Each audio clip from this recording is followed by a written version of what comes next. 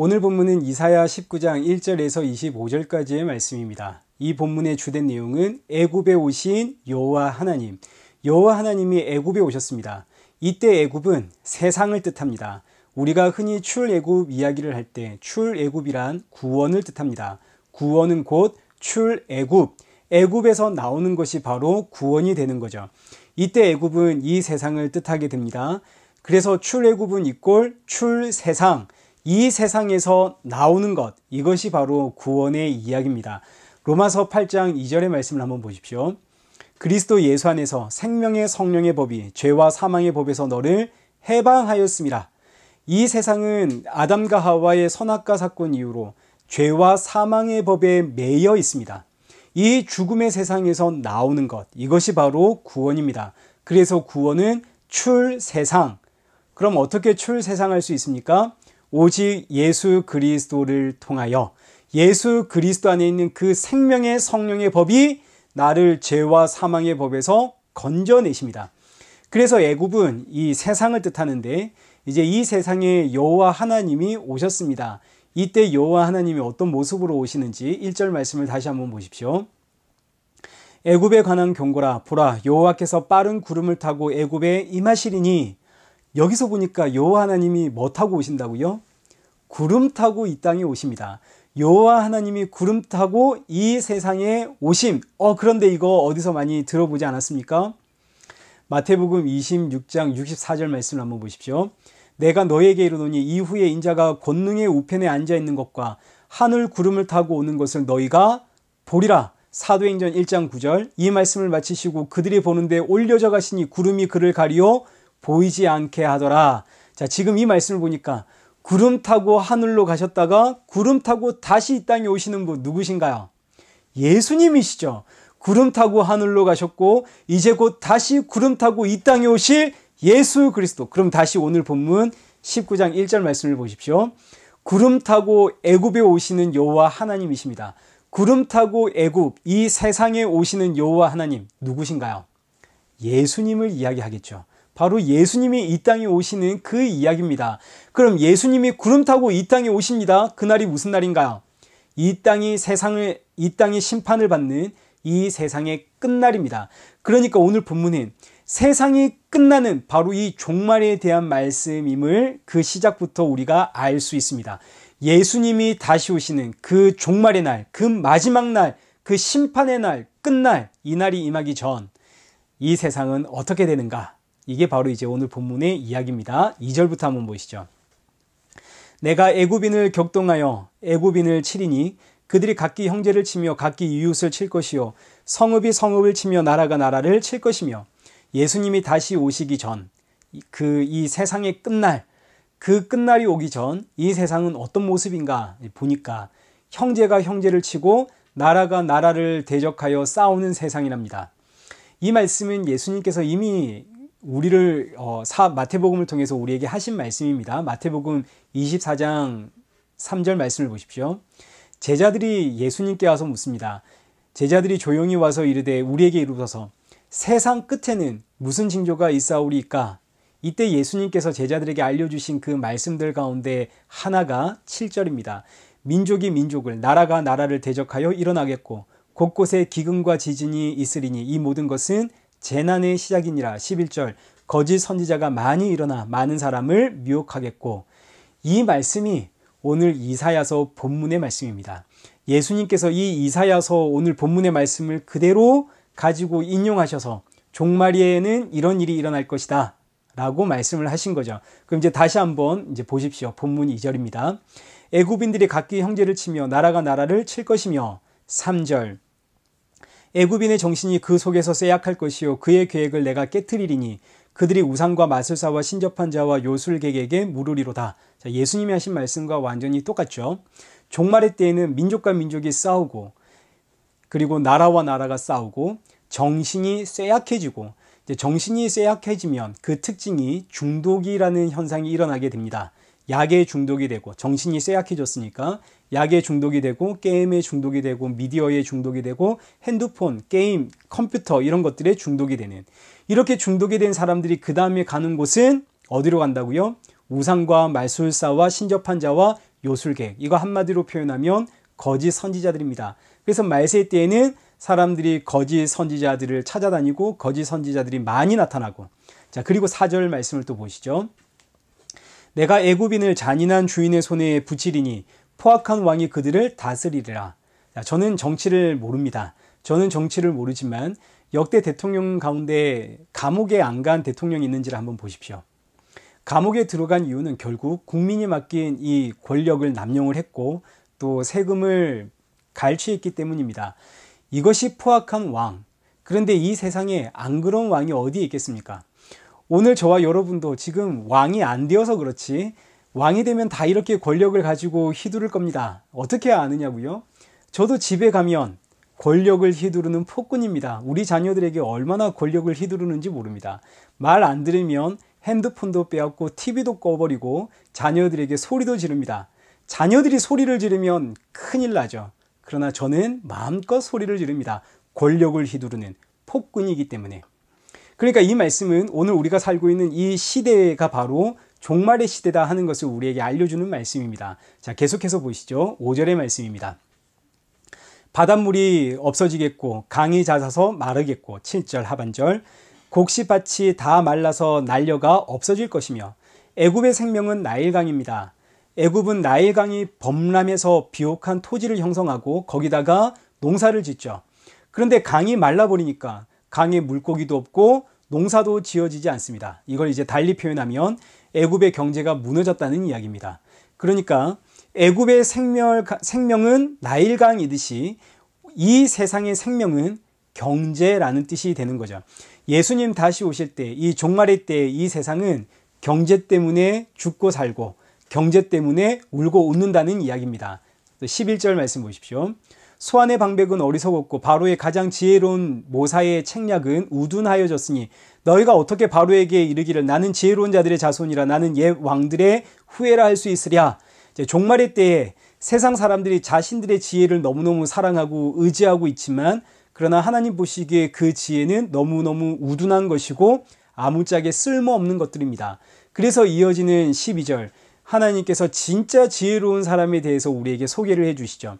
진짜 지혜로운 사람은 어떤 사람인가요? 12절 만군의 여호와께서 애굽에 대하여 정하신 그 뜻을 아는 자, 하나님의 뜻을 아는 자, 이 세상을 향한 하나님의 뜻을 아는 자, 그 자가 바로 지혜로운 사람입니다. 그러면 이 세상을 향한 하나님의 뜻은 뭡니까? 이 세상을 향한 하나님의 뜻은 예수 그리스도를 믿는 자는 구원을 받고 예수 그리스도를 믿지 않는 자는 심판을 받는다. 이것이 바로 이 세상을 향한 하나님의 뜻입니다. 이것 말고 또 다른 하나님의 뜻이 있습니까? 없습니다. 예수님을 믿는 자는 구원을 받고 예수님을 믿지 않는 자는 심판을 받습니다. 이것이 이 세상을 향한 하나님의 뜻, 이 사실을 아는 자가 바로 지혜로운 자입니다. 그러나 이 지혜는 세상의 지혜로는 도무지 알 수가 없죠. 그래서 하나님이 하시는 말씀이 세상의 지혜는 아둔하다, 헛되다. 고린도전서 3장 19절 말씀 보십시오. 이 세상 지혜는 하나님께 어리석은 것이니 20절 또 주께서 지혜 있는 자들의 생각을 헛것으로 아신다. 세상의 지혜는 어리석은 것이고 헛된 겁니다. 왜일까요? 그 지혜로는 절대로 구원을 받을 수가 없기 때문에. 그런데 이 이야기를 가지고 아이고 그러면 공부 안 해도 되겠네. 아이고 잘됐다. 세상 지혜 안 배워도 되겠네. 여러분 이러시면 안 되는 겁니다. 우리가 이 세상에 발 붙이고 사는 한 우리는 공부해야 되고 그리고 이 세상의 지혜를 배워야 됩니다. 그러나 이 세상 지혜를 믿고 의지하며 살지는 말라는 이야기죠. 그럼 무슨 지혜를 믿고 살아야 하나요? 하나님의 지혜, 하나님이 우리에게 주신 이 세상에서 나를 구원해 주시는 하나님의 지혜가 되시는 예수 그리스도를 믿고 의지하며 살아야 됩니다. 이 사람이 바로 지혜로운 사람입니다. 자, 그리고 고린도후서 10장 5절 말씀 보십시오. 하나님을 아는 것을 대적하여 높아진 모든 것을 다 무너뜨리고 모든 생각을 사로잡아 그리스도에게 복종하게 하니. 자, 하나님의 자녀에게는 어떤 일이 일어납니까? 하나님의 자녀에게는 하나님께서 그의 모든 생각을 사로잡아 어디로 끌고 간다고요? 예수 그리스도께로 끌고 갑니다. 예수님께로 끌고 가서 그 모든 생각을 사로잡아 예수 그리스도 앞에 복종하게 하심. 그러니까 성도는 반드시 예수님 이야기를 하게 되어 있습니다. 모든 생각이 지금 예수님께 사로잡혔기 때문에 예수님 이야기를 안 할 수가 없죠. 나 예수님 믿습니다. 나 하나님을 믿습니다. 나 교회 다닙니다 하면서도 예수님 이야기를 안 한다면 이건 뭔가 문제가 있는 겁니다. 예수님께 사로잡혔는데 어떻게 예수님 이야기를 안 할 수가 있겠습니까? 자, 다시 본문 13절 보십시오. 소안의 방백들은 어리석었고 노베 방백들은 미혹되었도다. 그들은 애굽 종족들의 모퉁이 또리건을 애굽을 그릇가게 하였도다. 애굽의 지혜는 애굽을 지탱하는 모퉁이 또리지만 그 지혜는 애굽을 그릇가게 하더라. 이 세상의 지혜로는 절대로 이 세상을 구원할 수가 없다라는 이야기입니다. 그 어떤 지혜로운 사람도 이 세상을 구원할 수가 없다. 자, 그러면 이제 여기까지의 말씀을 한번 정리해 보겠습니다. 여호와 하나님이 이 세상에 오십니다. 그날은 심판의 날이고 이 세상의 끝날입니다. 그래서 이 날이 오시기 전, 그날이 오기 전 하나님께서 이 세상은 이렇게 될 것이다 하고 우리에게 이제 알려주는 것이 오늘 본문의 이야기인데, 민족과 민족이 서로 싸우고 사람들의 정신은 쇠약해지고 거짓 선지자를 찾아가게 되고 포악한 왕이 세상을 다스리고 경제 때문에 사람들이 울고 웃고 사람들은 자신의 지혜가 최고다, 세상의 지혜를 맹신하게 됩니다. 자, 그런데 지금 이게 무슨 이야기일까요? 지금 이 이야기는 이런 뜻입니다. 세상은 그냥 이렇게 진행이 된다는 뜻입니다. 아담과 하와의 선악과 사건 이후로 이 세상은 죄가 다스리는 세상이기 때문에, 죄가 다스리니까 민족과 민족이 싸우고 나라가 나라가 싸우고 사람들의 정신은 쇠약해지고 돈 때문에 웃고 울고 죽고 살고 포악한 왕이 세상을 다스리고 사람들마다 자기의 지혜가 최고다 이러고, 이것이 바로 죄에 오염된, 죄가 지배하는, 사탄이 권세를 잡은 이 세상의 모습입니다. 로마서 1장 24절 말씀을 한번 보십시오. 하나님께서 그들을 마음의 정욕대로 더러움에 내버려 두사. 28절. 또한 그들이 마음에 하나님 두기를 싫어하며 하나님께서 그들을 그 상실한 마음대로 내버려 두사. 그러니까 지금 이 세상을 흘러가는 대로, 사람들의 그 욕망대로, 사람들의 그 지혜와 생각대로 그냥 내버려 두심이 바로 하나님의 심판이라는 이야기입니다. 우리 주 예수 그리스도 다시 오시는 그 마지막 날, 그 끝날까지 세상은 이렇게 흘러갈 겁니다. 왜냐하면 이것이 바로 하나님의 저주고 하나님의 심판이기 때문에. 하나님의 심판은 그냥 내버려 두시는 겁니다. 오늘 저와 여러분의 인생도 마찬가지입니다. 우리의 삶에 아무 일이 없으면, 세상이 흘러가는 것처럼 우리도 거기에 휩쓸려서 흘러가고 있다면 이게 바로 저주고 이것이 바로 심판입니다. 하나님이 우리를 그냥 내버려 두신다는 이야기죠. 자, 그러니까 지금 이사야 19장 1절부터 15절까지는 하나님이 이 땅에 오시는 그날까지 이 세상은 그냥 이렇게 흘러간다는 이야기입니다. 그냥 이렇게 흘러가는 것이 바로 하나님의 심판이라고 이야기를 드렸습니다. 모든 인생이 다 이렇게 그냥 흘러갑니다. 그런데 이제 반전이 시작이 됩니다.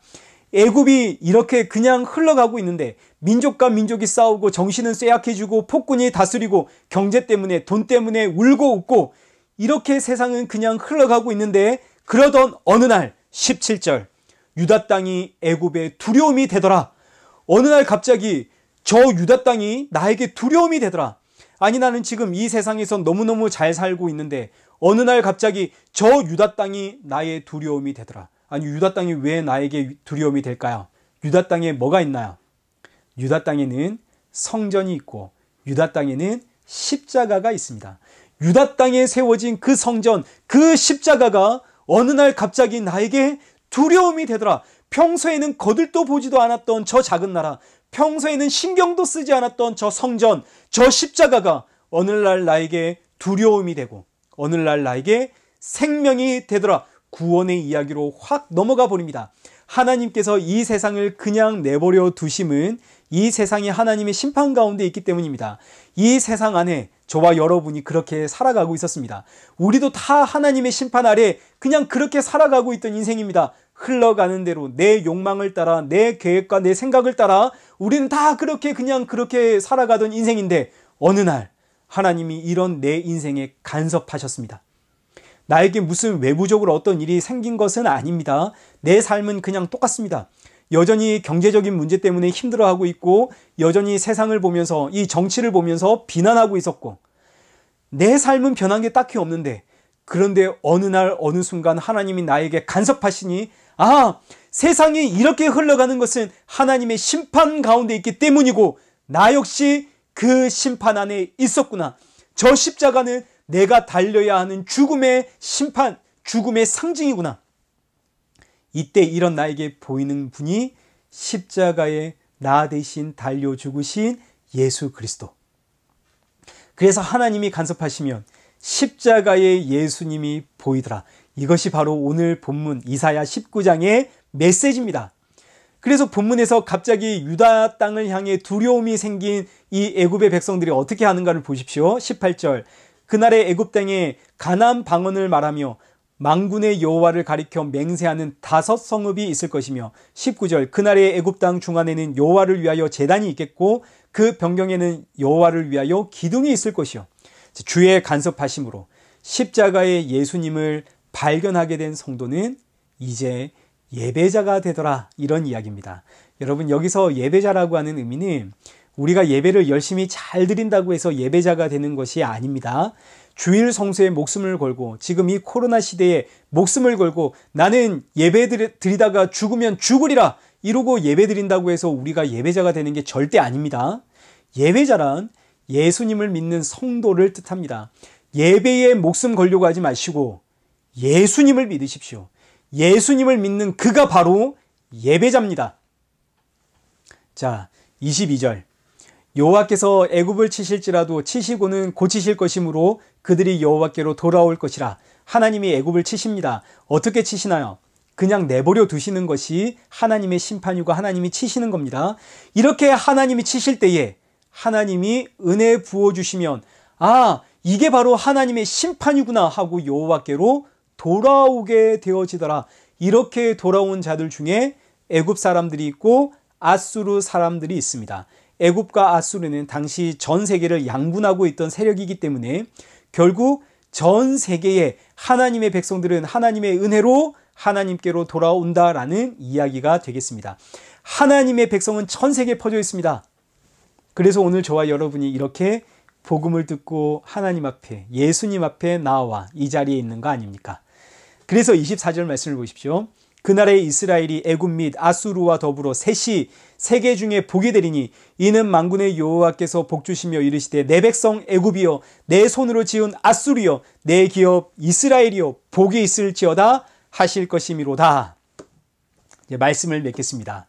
아담과 하와의 선악과 사건 이후로 이 세상은 그냥저냥 이렇게 흘러갑니다. 사람들의 욕망을 따라 흘러가고 사람들의 지혜와 생각을 따라 흘러가고 점점 더 살기 편한 세상이 된 것은 틀림없지만, 그러나 그만큼 사람들의 정신은 쇠약해지고 경제가 신이 되어서 사람들은 돈 때문에 울고 웃고 이 세상은 이렇게 흘러갑니다. 이것이 바로 하나님의 심판이고 우리는 이런 세상 안에 살아가고 있었던 존재입니다. 여기에 코로나가 있습니다. 저는 전문가가 아니기 때문에 코로나의 원인이 뭔지는 알 수 없지만 결국은 죄의 결과 때문입니다. 사람의 욕망 때문에 코로나 바이러스도 터져 나온 겁니다. 그런데 여기에 교회가 제대로 처신을 하지 못해서 지금 얼마나 욕을 먹고 있는지 모릅니다. 온 나라가 교회 욕을 하고 있는 이 와중에 여러분, 전도가 되겠습니까? 누가 교회에서 예수 믿으시오 이렇게 전하면 그 이야기가 들리겠습니까? 손가락질하고 사람들이 욕합니다. 그런데 어느 날 모든 사람들이 다 교회를 욕하고 손가락질하고 너희 때문에 코로나가 퍼졌다 할 때에 어느 날 주께서 역사하시니, 아, 어찌할꼬 내가 바로 심판 중에 있는 죄인이구나. 어찌할꼬 내가 죽어마땅한 죄인이구나. 이때 교회에서 들리는 음성이 주 예수를 믿으라. 그리하면 너와 내 집이 구원을 얻으리라. 아멘. 세상이 흘러가는 것과 전혀 상관없이 이 세상이 아무리 요동치고 난리가 나도, 세상이 아무리 손가락질을 하더라도 어느 날 어느 순간 하나님이 나에게 역사하시니 주 예수를 믿게 되더라. 이렇게 주 예수를 믿게 된 자들을 향해 하나님이 하시는 말씀이 너는 복된 자다. 복되다 내 백성이요. 이것이 오늘 본문의 말씀입니다. 사랑하는 성도 여러분, 주 예수를 믿으십니까? 그렇다면 여러분은 복된 하나님의 백성입니다. 너무너무 복된 사람들입니다. 이 복된 소식을 오늘 이 세상에 듣든지 아니 듣든지 담대하게 전하는 증인으로서 살아가는 저와 여러분 되시길 축원합니다.